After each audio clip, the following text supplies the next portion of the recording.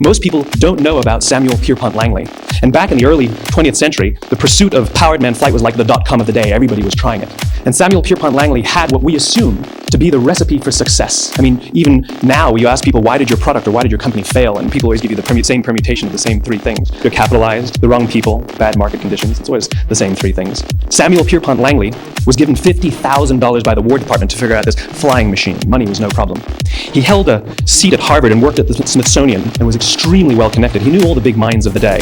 He hired the best minds money could find, and the market conditions were fantastic. The New York Times followed him around everywhere, and everyone was rooting for Langley. And how come we've never heard of Samuel Pierpont Langley? A few hundred miles away in Dayton, Ohio, Orville and Wilbur Wright. They had none of what we consider to be the recipe for success. They had no money. They paid for their dream with the proceeds from their bicycle shop.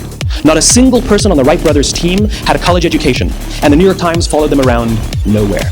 The difference was Orville and Wilbur were driven by a cause, by a purpose, by a belief. They believed that if they could figure out this flying machine, it'll change the course of the world. Samuel Pierpont Langley was different. He wanted to be rich, and he wanted to be famous. He was in pursuit of the result. He was in pursuit of the riches. And lo and behold, look what happened.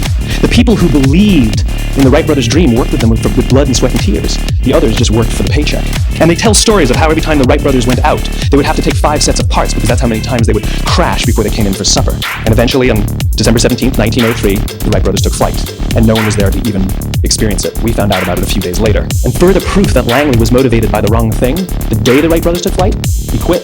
He wasn't first, he didn't get rich, he didn't get famous, so he quit.